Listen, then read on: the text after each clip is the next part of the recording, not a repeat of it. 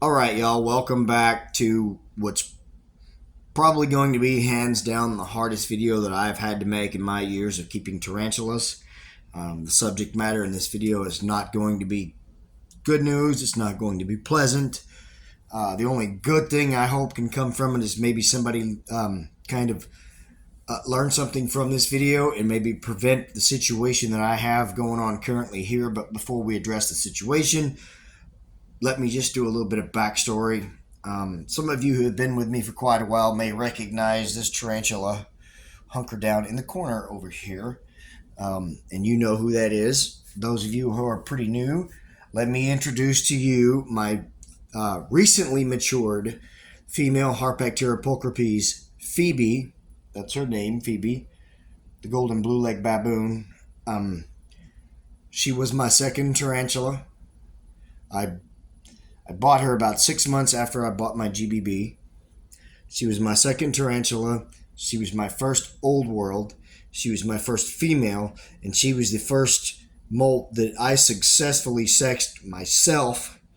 So naturally, she's kind of been my favorite over the years. Well, you can see that she looks like she's not in the best state right now, which is unfortunately what this video is about.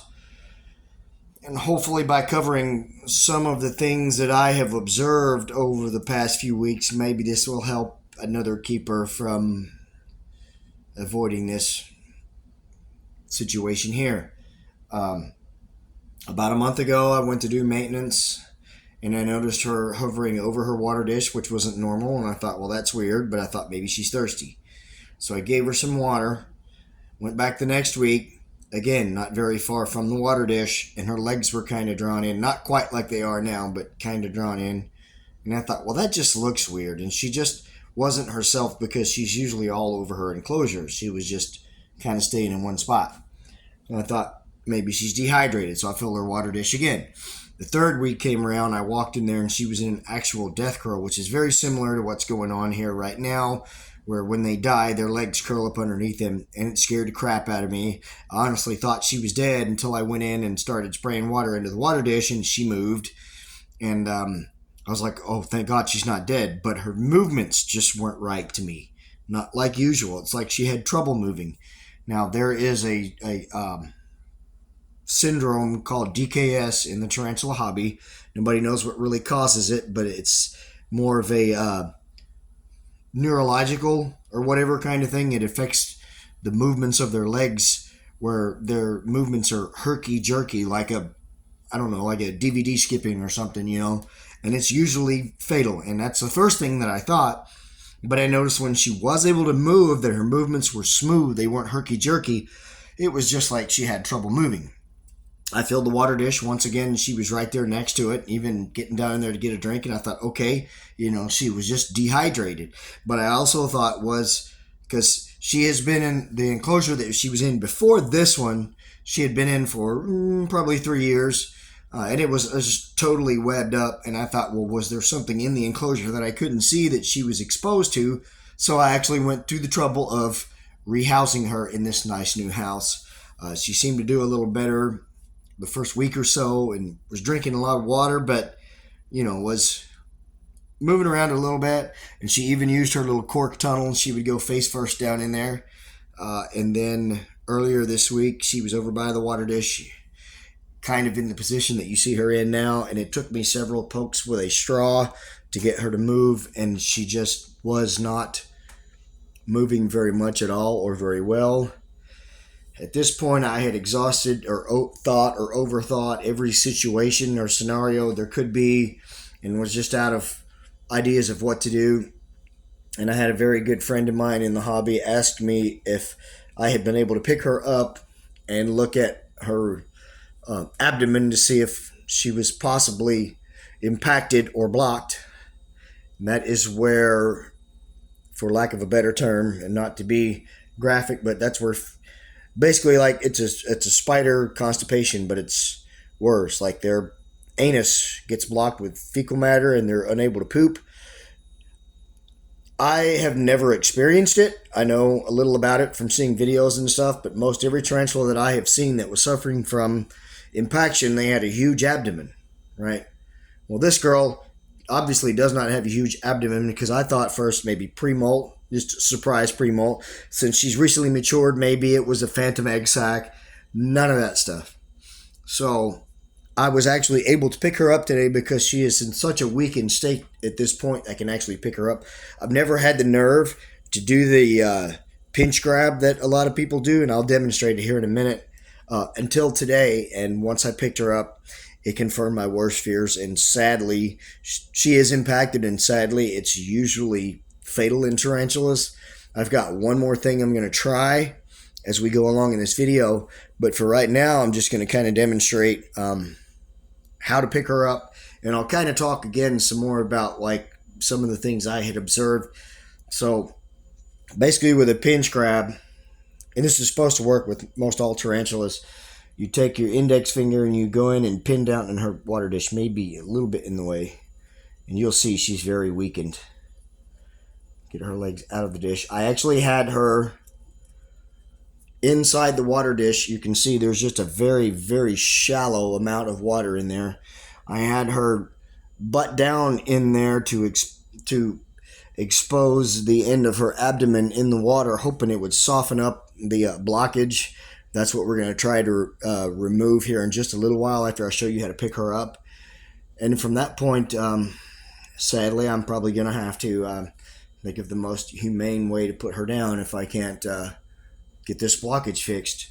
But to do a pinch grab, you basically just take your index finger, you pin their carapace down, and then you pinch their body and pick them up. And of course, you want to be careful of the pressure that you use on the tarantula. Obviously, look at those blue legs. This is why they're my favorite species. And you can see she's even having trouble holding her legs up.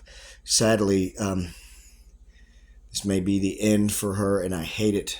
And of course, now there's substrate stuck in the area where I noticed the blockage earlier. Let me get some of that substrate out of the way, and you will see that little white speck. That right there is the killer. In most cases, I really hope that's not the case with her, but it's probably going to be. I have got a pick that I'm going to try to use and see if I can't move that, and if not, I'm just going to have to end this video and find a way to euthanize her. But for now, I'm going to set her back down and then again kind of cover some of the oh, that's not good. Some of the things I had observed. Now, she just recently matured, so I'd been trying to breed her, and she's been introduced to 3 males and was always ultra receptive, and they were super skittish and wanted to run away. Anyway, but I just received a male from a friend of mine just a few months ago, and was trying to breed her. She had just recently molted, so I was going to try to breed her, try to feed her up, and she was taking roaches like usual. And then I started noticing doing maintenance that a lot of these roaches, she had killed them and then just webbed them up. This was probably 3 weeks before I noticed the first bad symptoms from her. So she had been taking the prey and killing it and then not eating it. And that's what I initially thought, maybe between all those uneaten roaches, and she webbed it up, and I didn't want to, because it was just part of the environment. If I would have taken those out of there, it would have just kind of destroyed the environment and stressed her out. I thought maybe she was exposed to something because of the uneaten roaches in there. And so, I rehoused her.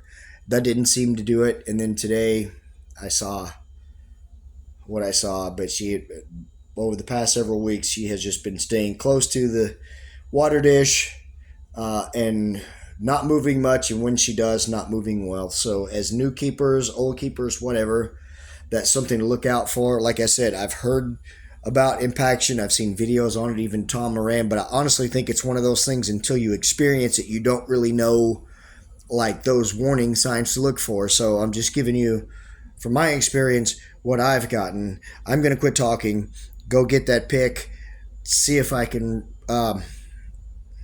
remove that plug, and if not, I'm just going to end this video and then deal with the situation.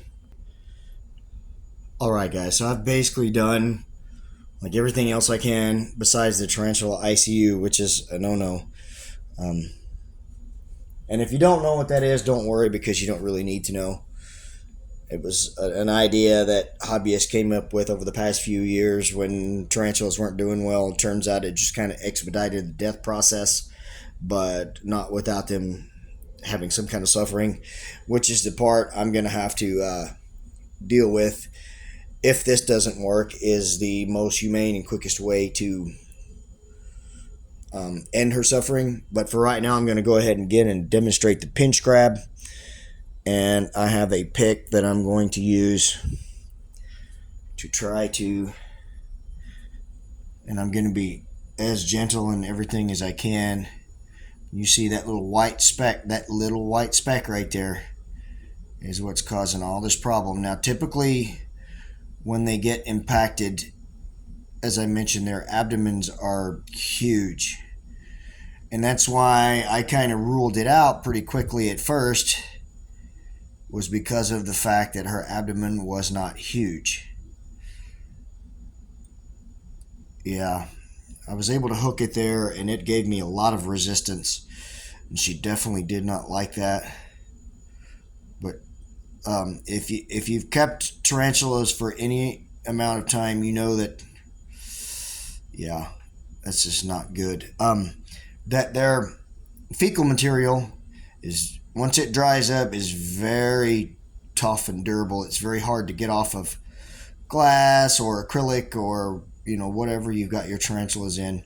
Well, sadly, once it dries up around their anus and they're unable to have a bowel movement, this is what can happen. And sadly, I'm not comfortable with doing much more to her from here, especially with a dental pick, because I really just don't want to increase or prolong her suffering. I do not want to have to do what I'm afraid I'm going to have to do. But honestly, besides trying to remove that plug, which I couldn't, I just didn't like the way everything felt when I got a hold of it there. I don't think she's going to pass this naturally. And I think this is probably going to be the last time that we see Miss Phoebe. And she is an absolutely stunning tarantula, but sadly, I'm afraid that she is on her way out. You can see her abdomen is not fat, but you can see it's kind of misshapen, kind of almost deflated looking back here. Sadly, once you notice symptoms like this, it's too late. So, I mean, the only thing that I can tell you guys to get from this video, because I know it's kind of sad, it's really sad for me, honestly.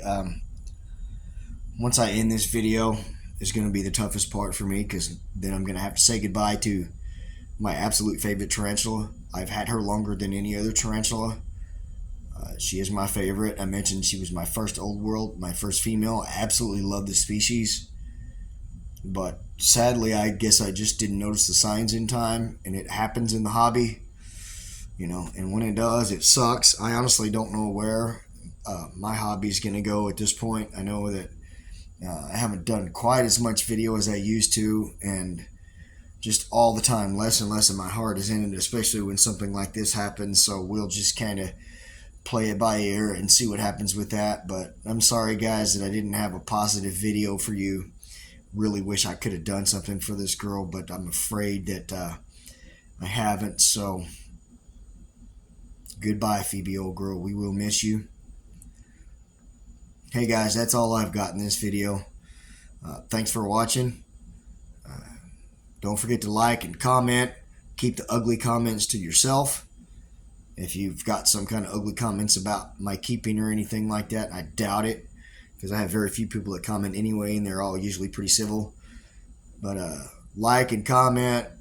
If you haven't subscribed, please do that. I don't know if you want to share this video with your friends, but hopefully this will be beneficial to some people, and they will learn something, and we can prevent this in the future, and we can kind of figure out really what causes it and how to possibly avoid it. It's not going to be preventable, but guys, that's it. That's all I've got. Thank you so much for watching. Take care of yourselves and each other. Have a wonderful day or night. God bless.